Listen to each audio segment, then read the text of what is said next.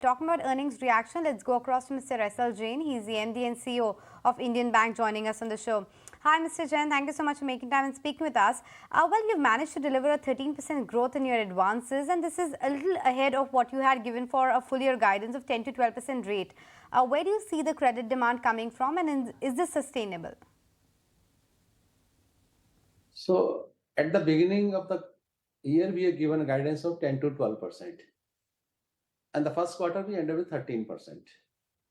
So, our business growth, you see, in a RAM sector, retail, agri, and MSME, we have grown by 13%, and in corporate also 12 or 13%. You see the macros of the countries, they are all good. And we are seeing opportunities in almost all sector, whether it is a steel, cement, textile, even city gas, advanced metering, NBFCs. So there are a number of sectors where we are getting good opportunity, even in LRDs and all. So we are open for all kind of opportunities where our risk and rewards match. You've been able to grow your corporate book by 12%.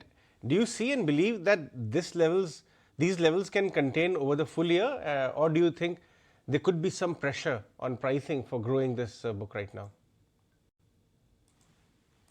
The growth is happening, sir, and we are getting proposals as well.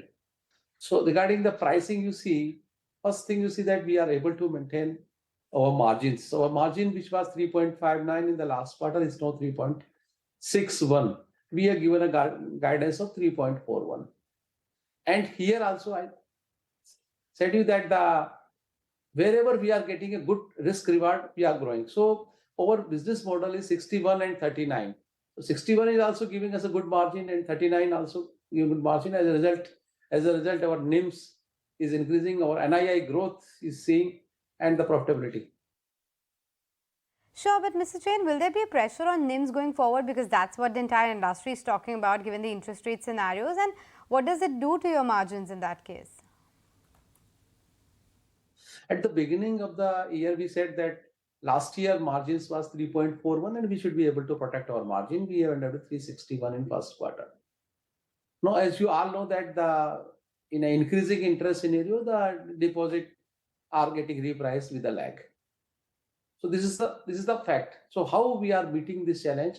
Because this is to be met with 3 or 4 strategy.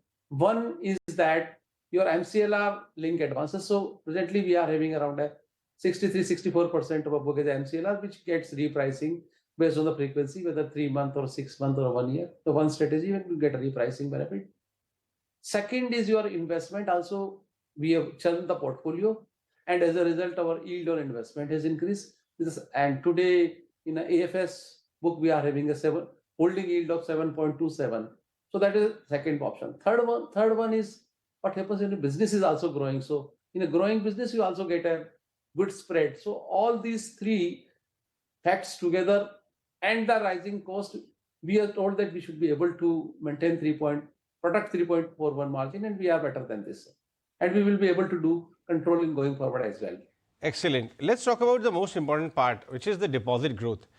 It's half of credit growth. Do you believe that this gap could be narrowed in the rest of the year? Is there some repricing on cost of funds which is yet to happen? And if yes, then how much? No, what is happening, our deposit growth is 6%, right? And what happens in the retail term deposit growth is 7%.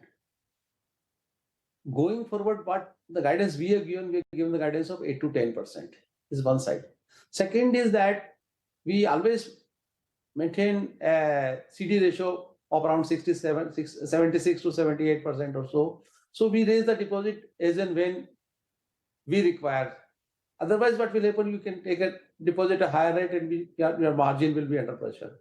So if you give a slightly higher rate, you can get a deposit. This is not a big challenge.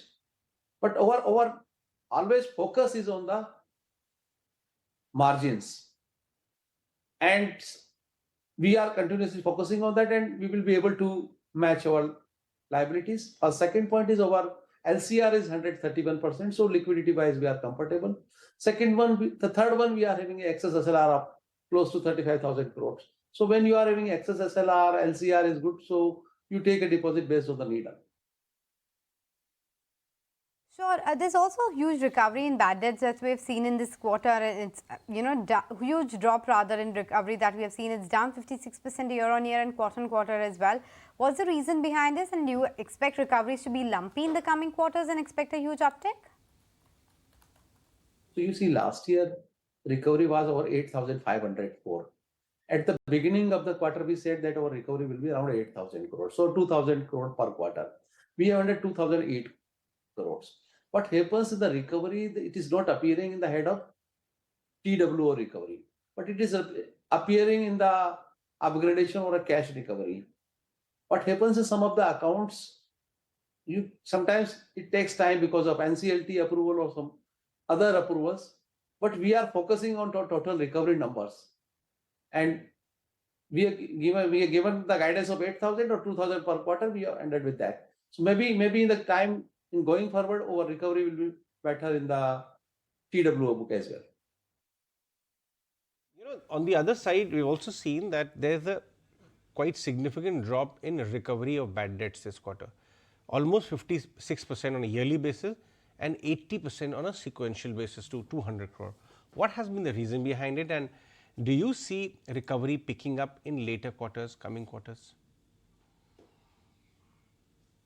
So we have told you that our net NPA is 0.7. So that naturally our credit cost will come down. With the credit cost which are 0.96 in the quarter of March has become 0.82. So going forward, our credit cost should come down. Okay, Mr. Jain, on that note, we'll let you go. Appreciate you joining us on the show.